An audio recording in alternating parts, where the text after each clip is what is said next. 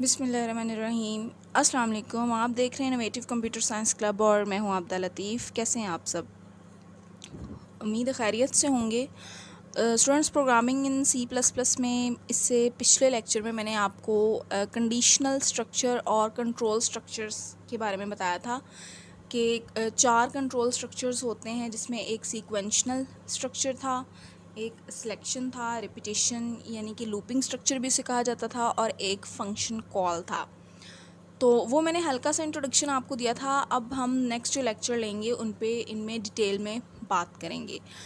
तो सबसे पहला था सीक्वेंशनल स्ट्रक्चर। सीक्वेंशनल स्ट्रक्चर जो था, वो जो अब तक हमने प्रोग्रामिंग में सिंपल सी प्रोग्रामिंग की है, जिसमें हम स्टेटमेंट्स दे देते हैं और वो जिस ऑर्डर के साथ स्टेटमेंट्स लिखी जाती हैं उसी ऑर्डर के साथ एग्जीक्यूट की जाती हैं, तो वो था सीक्वेंशनल स्ट्रक्चर। उसके बाद था सिलेक्शन स्ट्रक्चर। सिलेक्शन स्ट्रक्चर में मैंने आपको क्या बताया था कि किसी कंडीशन की बेस पे दी गई स्टेटमेंट्स में से किसी एक स्टेटमेंट को एग्जीक्यूट करेगा। अगर कंडीशन ट्रू होगी तो ट्रू केस को एग्जीक्यूट कर देगा, और अगर फॉल्स होगी तो फॉल्स केस को एग्जीक्यूट कर देगा। तो सिलेक्शन स्ट्रक्चर में फ़र्दर कौन कौन से आगे इसके सब स्ट्रक्चर्स हैं, आज हम उन पे बात करेंगे। और जितने भी स्ट्रक्चर्स हैं, ये काफ़ी सारे हैं, उनको मैं एक ही लेक्चर में कवर नहीं करूँगी।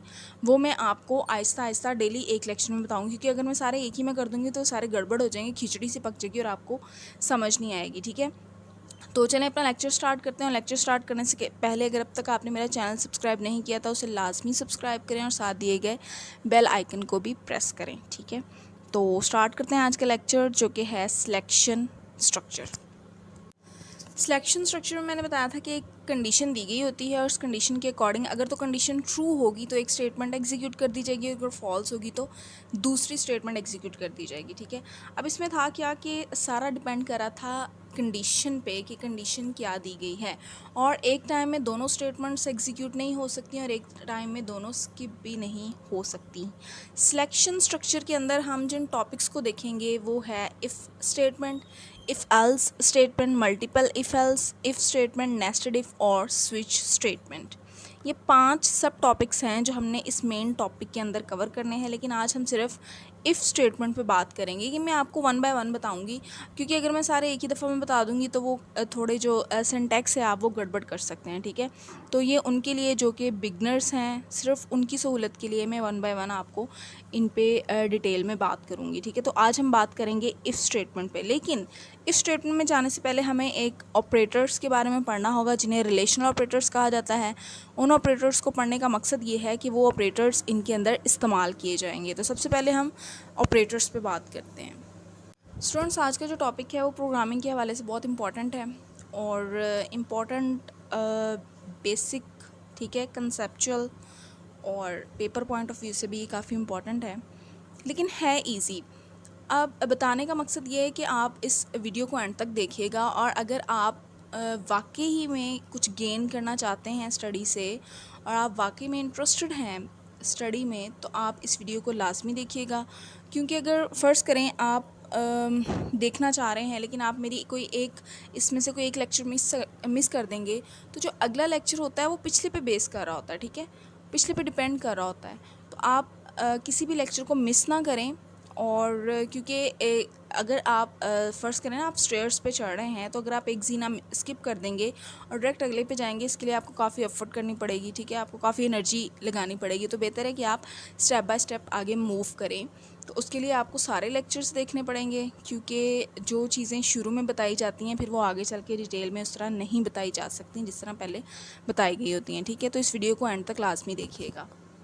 तो जैसे कि मैंने आपको बताया, सिलेक्शन स्ट्रक्चर में आज हम इफ़ स्टेटमेंट पे बात करेंगे, लेकिन उस पे जाने से पहले हम सबसे पहले रिलेशनल ऑपरेटर्स पे बात करेंगे, क्योंकि रिलेशनल ऑपरेटर्स पे बात करने का मकसद ये है कि ये ऑपरेटर्स इन स्ट्रक्चर्स में इस्तेमाल किए जाएंगे, इसलिए आपको इनका कॉन्सेप्ट होना ज़रूरी है। तो अगर हम इस वर्ड पे बात करें रिलेशन पे, तो रिलेशन का मतलब है कि ताल्लुक़ को वाज़िया करना। तो ज़ाहिर है जब किसी चीज़ में किसी ताल्लुक़ को ज़ाहिर किया जाता है तो उसमें दो या दो से ज़्यादा चीज़ें शामिल होती हैं।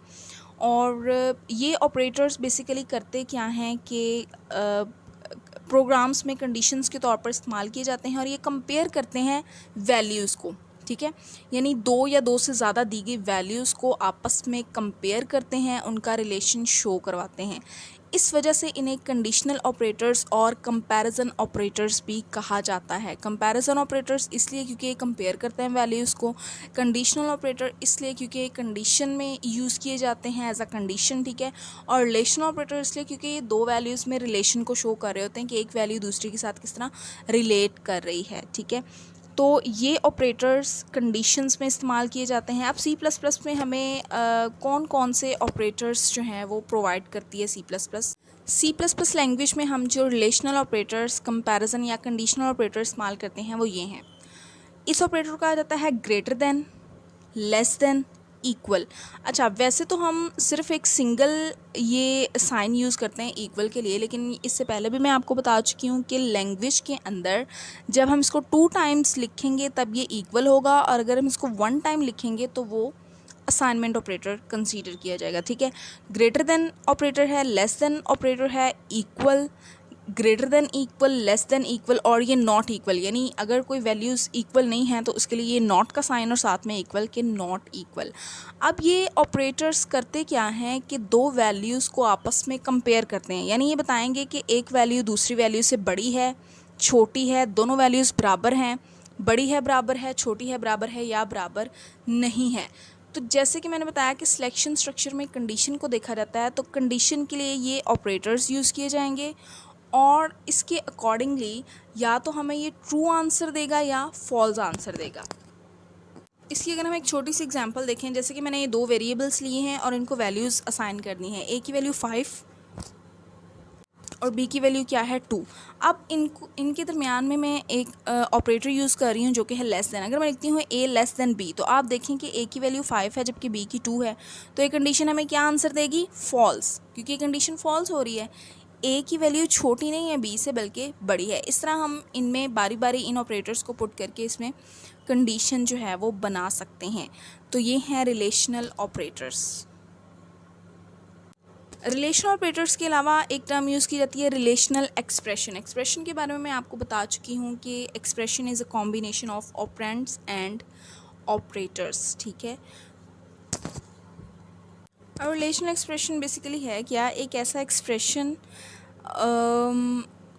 एक ऐसा स्टेटमेंट जिसमें रिलेशनल ऑपरेटर को यूज़ किया जाएगा, उसे रिलेशनल एक्सप्रेशन कहा जाता है। यानी कि ऐसी स्टेटमेंट जिसमें रिलेशनल ऑपरेटर का इस्तेमाल किया जाएगा उसे रिलेशनल एक्सप्रेशन कहा जाता है। अब जो ऑपरेटर है उसकी दोनों साइड्स पे जो हम लिख सकते हैं वो कांस्टेंट भी हो सकता है, वेरिएबल भी हो सकता है, और अरिथमेटिक एक्सप्रेशन भी हो सकता है। इसको हम लिखेंगे कैसे? सो स्टूडेंट्स, ये अगर हम देखें एग्जाम्पल, तो ये हम कांस्टेंट लिख रहे हैं ऑपरेटर के दोनों साइड्स पे, ठीक है। तो ये ग्रेटर दैन ऑपरेटर है और ये लेस दैन इक्वल ऑपरेटर है। तो इस तरह जब हम इन रिलेशनल ऑपरेटर्स को किसी स्टेटमेंट के अंदर इस्तेमाल करेंगे तो उस स्टेटमेंट को रिलेशनल एक्सप्रेशन कहा जाएगा, ठीक है। तो ये बेसिक कॉन्सेप्ट था रिलेशनल ऑपरेटर और रिलेशनल एक्सप्रेशन का। अब हम अपने मेन टॉपिक की तरफ मूव करते हैं जो कि है इफ़ स्टेटमेंट। चलें स्टार्ट करते हैं आज का मेन टॉपिक जो कि है इफ़ स्टेटमेंट। टॉपिक को स्टार्ट करने से पहले मैं आपको इस क्वेश्चन को अटैम्प्ट करने का मेथड बता दूं कि अगर पेपर में ये क्वेश्चन आ जाए तो आपने अटैम्प्ट कैसे करना है, ठीक है। अटैम्प्ट करने का मेथड ये है कि आपने सबसे पहले क्या करना है कि इफ़ स्टेटमेंट को डिफ़ाइन करना है, ठीक है। इसके बारे में लिखना है कि ये बेसिकली है क्या और क्या काम करती है। इफ़ स्टेटमेंट लिखने के बाद आपने इसका सिंटैक्स लिखना है। इस तरह के क्वेश्चंस में जिनका सिंटैक्स हो उसमें सिंटैक्स को मेंशन करना लाजमी है। अगर आप सिंटैक्स नहीं लिखते तो आपको ये मार्क्स डिडक्ट हो जाते हैं उसमें से, ठीक है। तो सबसे पहले आपने इफ स्टेटमेंट को डिफ़ाइन करना है, उसके बाद आपने इसका सिंटैक्स लिखना है। सिंटैक्स 1 2 3 जितने भी तरीक़ाकार हों आपने वो सारे लिखने हैं। ये नहीं है कि सिर्फ आपने एक लिखना है। उसके बाद आपने इसका फ़्लो चार्ट बनाना है और फ़्लो चार्ट के बाद आपने इसकी एक्सप्लेनेशन देनी है कि ये वर्क किस तरह करता है, ठीक है। मैंने क्या बता रही हूँ, सबसे पहले इफ़ स्टेटमेंट को डिफ़ाइन करना है, फिर उसका सिंटैक्स लिखना है आपने, उसके बाद आपने उसका फ़्लो चार्ट, उसकी वर्किंग यानी कि उसकी एक्सप्लेनेशन कि ये किस तरह काम करता है, और उसके बाद इसकी एग्जांपल अगर पूछी गई हो तो जैसे कि मैं क्वेश्चन पूछ लेती हूँ कि define if statement with example, ठीक है। तो जब एग्जांपल का जिक्र आ जाए तो तब आपने वहाँ पे प्रोग्राम राइट करना है सारे का सारा। तो चलें स्टार्ट करते हैं। If statement, if basically decision making statement है। इफ़ इस पे अगर गौर करें तो ये एक कीवर्ड है C++ लैंग्वेज के अंदर। कीवर्ड्स के बारे में मैं आपको बता चुकी हूँ इससे पहले लेक्चर में, इस लैंग्वेज के शुरू के लेक्चर्स में मैं आपको बता चुकी हूँ। रिजर्व वर्ड्स होते हैं जो लैंग्वेज के अंदर बना के रख दिए गए हैं, उनके कुछ प्री डिफाइंड मीनिंग्स होते हैं। तो बेसिकली क्या है, डिसीजन मेकिंग स्टेटमेंट है। डिसीजन मेकिंग का क्या मतलब है कि हम इससे डिसाइड करेंगे कंडीशन को देखते हुए कि हमने कि ट्रू केस स्टेटमेंट एग्जीक्यूट होगी या फॉल्स केस स्टेटमेंट एग्जीक्यूट होगी। बड़ी सिंपलेस्ट फॉर्म है सिलेक्शन कंस्ट्रक्ट की, और ये या तो एग्जीक्यूट कर देगी स्टेटमेंट को फिर या उसको स्किप कर देगी। चलें अब हम बात करते हैं इसके सिंटैक्स पे। यहाँ पे मैंने इसके 2 सिंटैक्स लिखे हैं क्योंकि ये दोनों मेथड्स हैं। आप भी ये दोनों तरीके लिखेंगे अगर पेपर में क्वेश्चन आ जाए तो। लेकिन आप जब आप प्रोग्राम कर रहे होंगे तो आप इनमें से कोई एक सिंटैक्स को फॉलो करेंगे अकॉर्डिंग टू द रिक्वायरमेंट। जो आपकी स्टेटमेंट में रिक्वायर किया गया होगा आप उसके अकॉर्डिंगली इसमें से कोई एक सिंटैक्स यूज़ कर सकते हैं। तो सबसे पहले हम इस सिंटैक्स पे बात करते हैं। अच्छा, जो सिंटैक्स है ये रूल होता है किसी भी लैंग्वेज को लिखने का, आप इसे चेंज नहीं कर सकते, ठीक है। ये प्रोग्रामर्स ने ही बनाया हुआ है, हम इसमें अपनी मर्ज़ी से किसी किस्म की कोई तब्दीली नहीं कर सकते। ना आप इसमें इफ़ के स्पेल चेंज कर सकते हैं, ये जिस तरह है ये आप इस तरह लिखेंगे। तो सबसे पहला सिंटैक्स का लिखने का क्या है, इफ़ कीवर्ड यूज़ करेंगे, ब्रैकेट स्टार्ट करेंगे और इसके अंदर कंडीशन और ब्रैकेट क्लोज कर देंगे। उसके बाद स्टेटमेंट लिखेंगे और एंड पे सेमीकोलन लगाएंगे। अब आप ये देखें कि कंडीशन के एंड पे सेमीकोलन नहीं लगेगा जबकि स्टेटमेंट के एंड पे सेमीकोलन लगेगा। इसके बरक्स अगर हम इस सिंटैक्स को देखें तो सेम वैसे ही इफ़ कंडीशन ब्रैकेट स्टार्ट और स्टेटमेंट 1 2 ये मैंने डॉट लगा दिया। अब जितनी आपकी रिक्वायरमेंट है आप उतनी स्टेटमेंट्स लिख सकते हैं और उसके बाद स्टेटमेंट एंड यानी नंबर ऑफ़ स्टेटमेंट्स एंड आपकी 100 स्टेटमेंट्स हो सकती हैं, आपकी 10 हो सकती हैं, 20 हो सकती हैं, जितनी आप चाहें इस इफ़ की बॉडी में आप लिख सकते हैं और उसके बाद आप इस ब्रैकेट को क्लोज़ कर देंगे। अब इन दोनों में फ़र्क क्या है दोनों सिंटैक्स में, ये सिंटैक्स आप तब लिखेंगे जब आपने सिर्फ कोई एक स्टेटमेंट एग्जीक्यूट करवानी होगी, और ये सिंटैक्स आप तब लिखेंगे जब आपने एक से ज़्यादा स्टेटमेंट्स एग्जीक्यूट करवानी होंगी। कर्ली ब्रेसेस लगाने का मकसद ये है कि ये इस कंडीशन की बॉडी है, तो कंपाइलर को ये पता चलेगा कि इस बॉडी के अंदर जितनी भी स्टेटमेंट्स हैं उन सबको उसने एग्जीक्यूट करना है। अब हम इसकी वर्किंग पे बात करते हैं कि ये वर्क कैसे करेगा। सबसे पहले कंट्रोल जो है वो कंडीशन को चेक करेगा। अगर तो दी गई कंडीशन ट्रू होगी तो उसके नीचे दी गई स्टेटमेंट को एग्जीक्यूट कर दिया जाएगा, और अगर कंडीशन फॉल्स होगी तो इस स्टेटमेंट को एग्जीक्यूट नहीं किया जाएगा, ठीक है।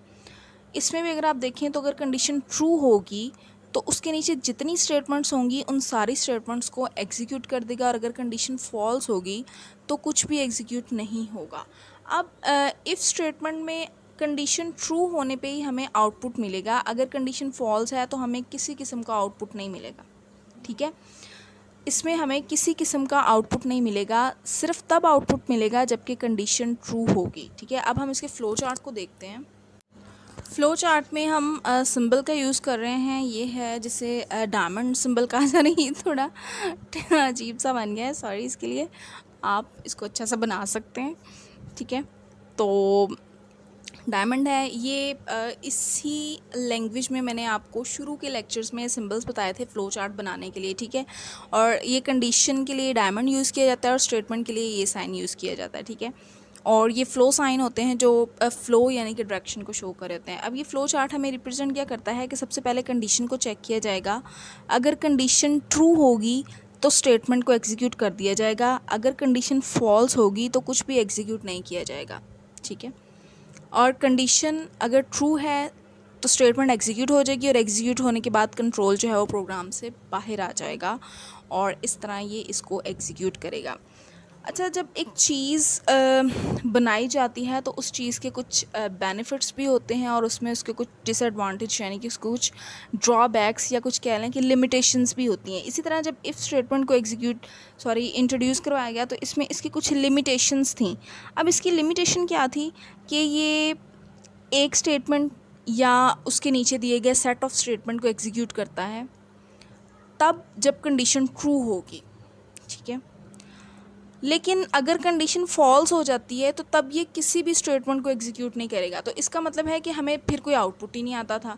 जब हमें कोई आउटपुट नहीं आएगा, हम उसे कंपाइल करेंगे, एग्जीक्यूट करेंगे, रन करेंगे, तो जब हम देखेंगे हमें स्क्रीन के ऊपर कोई आउटपुट हमें नज़र नहीं आ रहा, तो कुछ लोग इस सूरत में कंफ्यूज भी हो सकते हैं कि आखिर ये क्यों ऐसा क्यों हुआ। सिर्फ इसकी लिमिट ये थी कि सिर्फ कंडीशन ट्रू होने पे हमें आउटपुट देता था, फॉल्स होने पे हमें कोई आउटपुट नहीं देता था। तो ये इसकी लिमिट थी, या कह लें इसका थोड़ा सा डिसएडवांटेज था। ठीक है, तो मैंने जैसे कि आपको शुरू में बताया था कि क्वेश्चन अटैम्प्ट करने का तरीकाकार क्या है। सबसे पहले आपने इफ स्टेटमेंट को डिफ़ाइन करना है, जैसे कि मैंने आपको डिफ़ाइन किया। उसके बाद मैंने आपको इसका सिंटैक्स बताया, अब मैंने आपको इसका फ्लो चार्ट, और अब हम इसकी एग्जाम्पल की तरफ आते हैं। अब इसकी एग्जांपल में आते हैं। एग्जांपल में स्टेटमेंट ये है कि 2 नंबर इनपुट करवाने हैं और फिर ये बताना है कि वो नंबर इक्वल हैं, यानी कि बराबर हैं। तो ये मैंने हेडर फाइल्स लगाई हैं, यानी कि प्री प्रोसेसर डायरेक्टिव, उसके बाद मेन फंक्शन, और मेन के बाद इसकी बॉडी स्टार्ट मेन की, और यहाँ पे क्लियर स्क्रीन फंक्शन। चूँकि 2 नंबर इनपुट करवाने हैं तो उसके लिए सबसे पहले मैंने क्या मैसेज दिया, सी आउट एंटर अ नंबर। आपको स्क्रीन पे मैसेज नज़र आएगा कि कोई सा नंबर एंटर करें। तो ये इनपुट करवाने के लिए मैंने ए एंटर कर दिया। ये आपकी अपनी मर्ज़ी है, आप कोई से भी वेरिएबल्स ले सकते हैं और उसमें कोई से भी नंबर फिर आप डाल सकते हैं। उसके बाद चूँकि 2 नंबर लेने हैं तो एंटर अ नंबर, तो ये 2 नंबर एंटर करवा दिए। ठीक है, सी आउट और सी इन के बारे में मैं आपको पहले बता चुकी हूँ। ये ऑब्जेक्ट्स हैं, ये आउटपुट के लिए और ये इनपुट के लिए यूज़ किया जाता है। ठीक है, और ये दोनों किस हेडर फाइल में मौजूद हैं, आईओ स्ट्रीम में। ठीक, अच्छा, अब ये जो है, ये मैंने 2 नंबर हैं, इनको अलग अलग एंटर करवाया है। अगर आप चाहें तो इनको एक ही लाइन में भी एंटर करवा सकते हैं। वो कैसे, वो भी मैं आपको बताती हूँ। अब मैंने इन दोनों नंबर्स को एक ही लाइन में एंटर करवा दिया, तो उसके लिए आप क्या क्या करेंगे, सी आउट एंटर 2 नंबर्स। ठीक है, इसे डबल क्वेश्चन मार्क्स में लिखा क्योंकि हमें आउटपुट में ऐसे ही नज़र आएंगे। जैसे अगर आप ये आउटपुट देखें तो यहाँ पे लिखा नज़र आ रहा है एंटर 2 नंबर्स। ठीक है, और उसके बाद आपने इन दोनों को चूँकि एक साथ एंटर करवाना है, तो ये ऑपरेटर लगा के नंबर 1 और ऑपरेटर लगा के नंबर 2, जो भी आप वेरिएबल लेना चाहें। मैंने यहाँ पे 2 वेरिएबल लिए हैं, ए और बी। आप अपनी मर्ज़ी से कोई सा भी वेरिएबल यूज़ कर सकते हैं। तो स्टेटमेंट हमारी ये थी कि 2 नंबर एंटर करवाने हैं, वो मैंने करवा दिए। और उसके बाद ये देखना है कि ये दोनों नंबर्स इक्वल हैं। उसके लिए हम कंडीशन लगाएंगे इफ़ ए इक्वल। ये इक्वल मैंने अभी आपको शुरू में बताया था, रिलेशनल ऑपरेटर। ठीक है, जो 2 नंबर्स के रिलेशन को शो करवाएगा कि ए इक्वल बी। ठीक है, अब आपने चूँकि 2 नंबर एंटर करने हैं, आप कोई से भी 2 एंटर कर सकते हैं। जैसे कि मैंने दोनों की वैल्यूज़ क्या एंटर कर दी, 5 5 एंटर कर दी। अब ए की वैल्यू भी 5 और बी की वैल्यू भी 5, तो कंडीशन चेक की जाएगी, क्या कंडीशन ट्रू है। तो कंडीशन ट्रू है। अगर कंडीशन ट्रू होगी तो ये इसके नीचे दी गई स्टेटमेंट को एग्जीक्यूट कर देगा। इस स्टेटमेंट में क्या लिखा है, बोथ नंबर्स आर इक्वल, तो वो आउटपुट आपकी प्रिंट हो जाएगी, बोथ नंबर्स आर इक्वल। लेकिन अगर इसके बरअक्स यहाँ पे आप ए को वैल्यू दे देते हैं 5, लेकिन बी को आप देते हैं 6 2 1, यानी 5 से हट के कोई सी भी दे देंगे, तो यहाँ पे कंडीशन को चेक किया जाएगा। अब कंडीशन में अगर आप देखें, ए को मैंने दे दी 5 लेकिन बी को दे दी मैंने 6, तो क्या ए इक्वल है बी के? क्या 5 और 6 वैल्यूज़ बराबर हैं? नहीं, 5 6 के इक्वल नहीं है। ठीक है, तो कंडीशन होगी फॉल्स। जब कंडीशन फॉल्स हो जाएगी तो वो नीचे दी गई स्टेटमेंट को एग्जीक्यूट नहीं करेगा। तो आप देखेंगे कि आउटपुट में कुछ भी प्रिंट नहीं होगा, ये मैसेज प्रिंट ही नहीं होगा। तो इससे आपको इसकी लिमिट समझ में आ गई कि ये सिर्फ उसी सूरत में आउटपुट डिस्प्ले करवाएगा जब कंडीशन ट्रू होगी। कंडीशन फॉल्स होने पे ये हमें कोई भी आउटपुट डिस्प्ले नहीं करवाएगा। तो ये आज का हमारा टॉपिक था, इफ़ स्टेटमेंट। बहुत सिंपल, बहुत ईजी, अगर आप इसे ध्यान से समझें। और आपको अगर ये लेक्चर अच्छा लगा है तो इसे ज़रूर लाइक कीजिए। कमेंट में अगर आप कुछ पूछना चाहें तो पूछ भी सकते हैं। और मुझे ऐसा लग रहा है कि मेरी स्पीड बोलने की काफ़ी तेज़ थी। अगर आपको भी ऐसा लगे तो आप ज़रूर कॉम्प्लीमेंट दें मुझे कि मुझे थोड़ा अपनी स्पीड को कम रखना चाहिए। ठीक है, और अगर इसे चाहें तो आप अपने फ्रेंड्स के साथ शेयर भी कर सकते हैं। ठीक है, और अगर अब तक आपने मेरा चैनल सब्सक्राइब नहीं किया तो लाजमी सब्सक्राइब करें और साथ दिए गए बेल आइकन को भी प्रेस करें, और देखते रहें इनोवेटिव कंप्यूटर साइंस क्लब। मिलेंगे कल अपने अगले लेक्चर के साथ, जो इससे भी ज़्यादा इंटरेस्टिंग है, चूँकि इसमें लिमिट थी कि सिर्फ ट्रू में ही ये आंसर देगा। इसके बाद हम जिस पे बात करेंगे वो उसकी लिमिट थोड़ी सी बढ़ जाएगी और वो हमें फॉल्स में भी आंसर देगा। ठीक है, तो मिलते हैं अपने नए लेक्चर के साथ। अपना बहुत सा ख्याल रखिएगा। अल्लाह हाफिज़।